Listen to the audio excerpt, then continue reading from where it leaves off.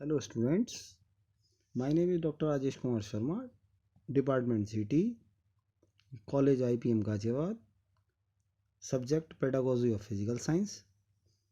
और आज का मेरा टॉपिक है डायग्नोस्टिक टेस्ट।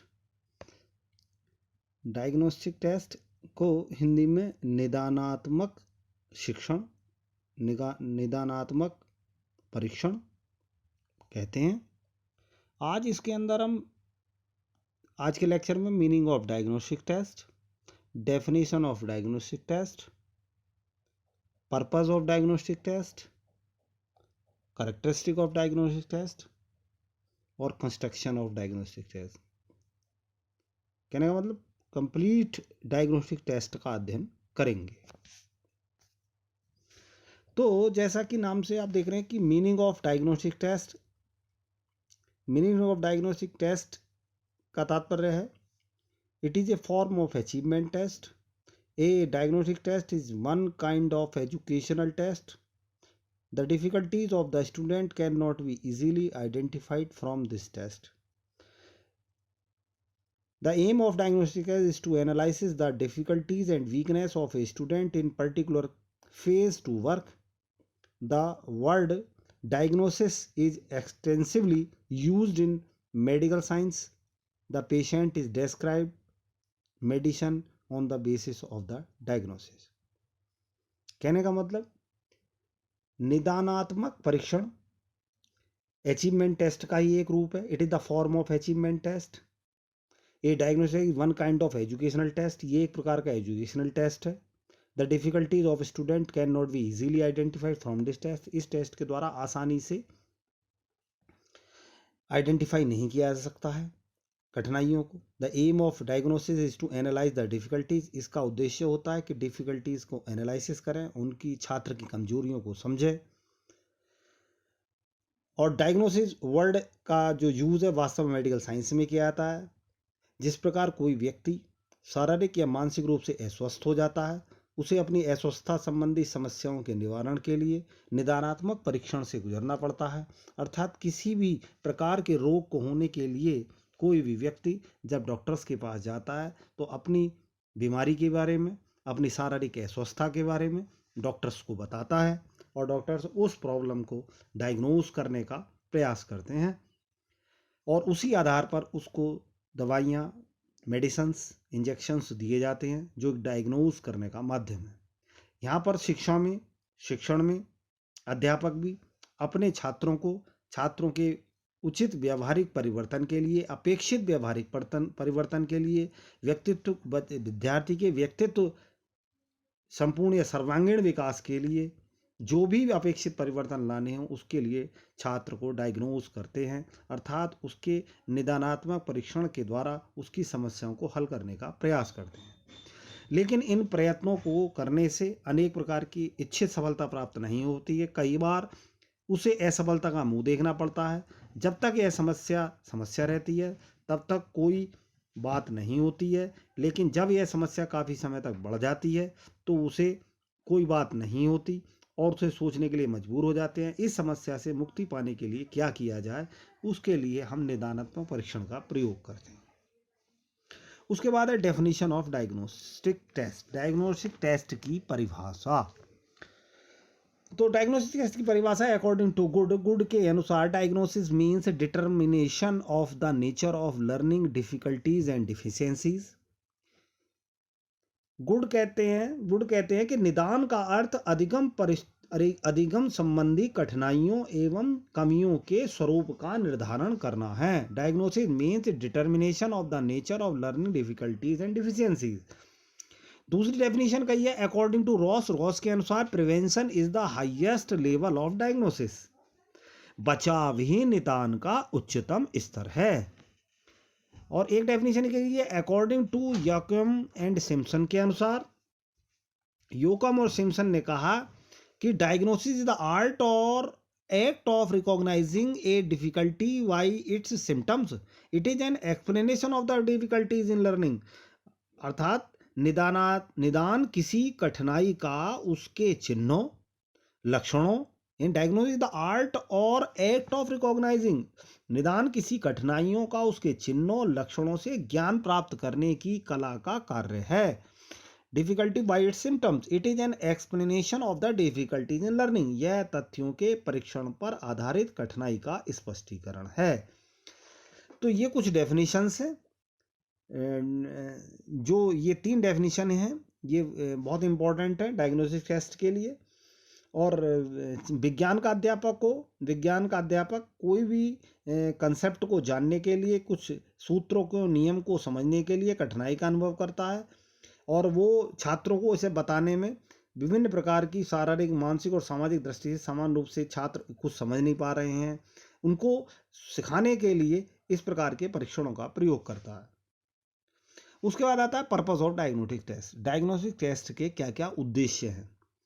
तो नंबर 1 है the main purpose of diagnostic test are, number 1 है to give suggestions in improving the teaching process of the teachers, अर्थात अध्यापक को अपनी शिक्षण प्रक्रिया में समुचित सुधार के लिए परामर्श प्रदान करना।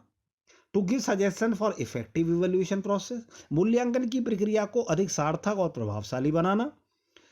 To suggest to make the curriculum more useful, अर्थात कैरिकुलम को, पाठ्यक्रम को अधिक यूजफुल बनाने के लिए डायग्नोस्टिक टेस्ट का प्रयोग करते हैं। To arrange the remedial teaching, अर्थात उपचारात्मक शिक्षण की व्यवस्था करना, इसके लिए भी डायग्नोस्टिक टेस्ट का प्रयोग करते हैं।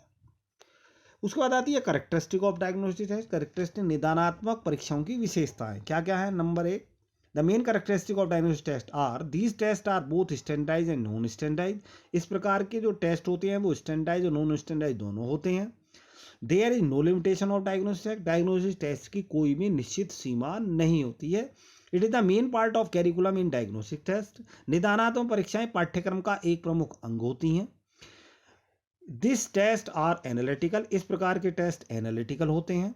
These test specify the mental condition of the student, इस प्रकार के परीक्षण अर्थात निदानात्मक परीक्षाएं सीखने वाले लर्नर की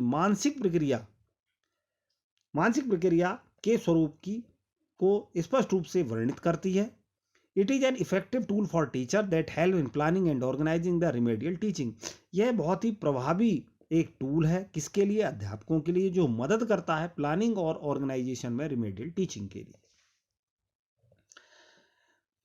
अर्थात प्रयोगों के आधार पर यह सिद्ध किया जा चुका है कि शैक्षणिक, निदान एवं उपचारात्मक शिक्षण सभी विषयों के लिए उपयोगी सिद्ध हुए हैं। उसके बाद है construction of diagnostic test. Diagnostic test के कंस्ट्रक्शन, अर्थात डायग्नोस्टिक टेस्ट निदानात्मक परीक्षण का निर्माण। Number 1, it is completely main in 5 step, 5 प्रकार के स्टेप्स में ये फॉलो होता है। Number 1, to have acquaintance with the area of weakness और लर्निंग डिफिकल्टीज, इसका मतलब अधिगम कठिनाइयों तथा कमजोरियों से संबंधित छात्रों से परिचित होना। कहने का मतलब निदानात्मक परीक्षण के निर्माण का प्रारंभ उसके निर्माण की आवश्यकता पर ही आधारित होता है। विज्ञान के अधिगम में कौन सा विद्यार्थी कितना कमजोर है, किसको कितने सूत्र, कितने सिद्धांत, कितने फॉर्मूले समझ में नहीं आ रहे हैं, उसका डेरिवेशन समझ में नहीं आ रहा, क्या क्या कठिनाइयाँ आ रही हैं।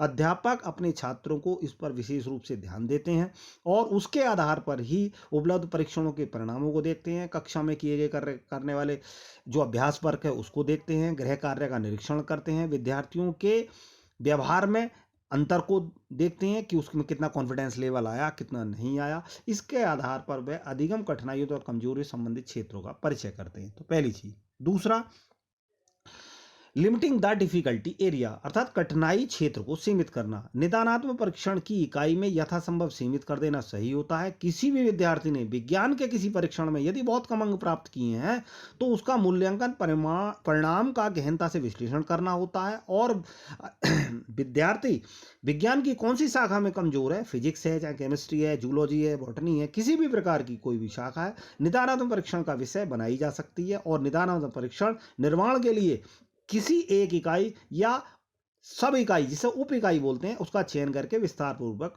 निदान किया जा सकता है। उसके बाद taking decision about the questions of test, यानी उससे पहले आता कंटेंट एनालिसिस। कंटेंट एनालिसिस का मतलब है विषय वस्तु विश्लेषण।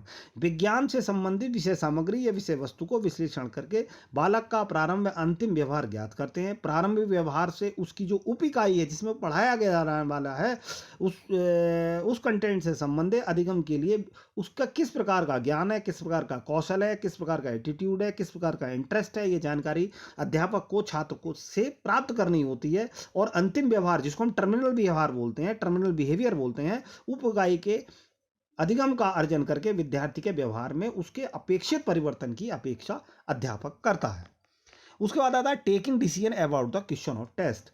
परीक्षण प्रश्न संबंधी निर्णय लेना। विषय वस्तु के विश्लेषण के बाद प्रारंभिक व अंतिम व्यवहार को ज्ञात करने के बाद यह निश्चित हो जाता है कि निदानात्मक परीक्षण में किस प्रकार के प्रश्न होने चाहिए, प्रश्नों की संख्या कैसी हो, प्रश्न कितनी हो और कैसी हो, कुछ हार्ड कुछ हल्के, हर प्रकार के प्रश्नों का समावेश होना चाहिए जिससे कि छात्र उन समस्याओं को आसानी से हल कर सके। जिस प्रकार ऑब्जेक्टिव टाइप क्वेश्चन होते हैं, फिल इन द ब्लैंक्स होते हैं, ट्रू एंड फॉल्स क्वेश्चन होते हैं, इस प्रकार का प्रश्नों का समावेश भी इसमें होना चाहिए।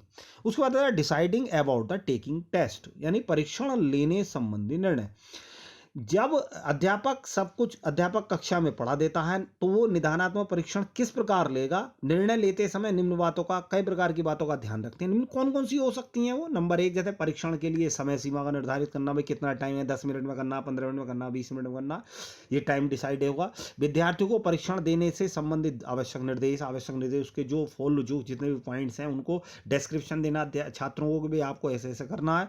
और परीक्षण प्रश्नों के अंकन और परीक्षण की व्याख्या, ये भी सब इसमें आता है कि भाई 1-1 नंबर के ये क्वेश्चन हैं, ये 2-2 नंबर के हैं, या जो भी जिस प्रकार उसके किस प्रकार उसको प्रोसेस में लाना है वह सब अध्यापक इनमें बताते हैं।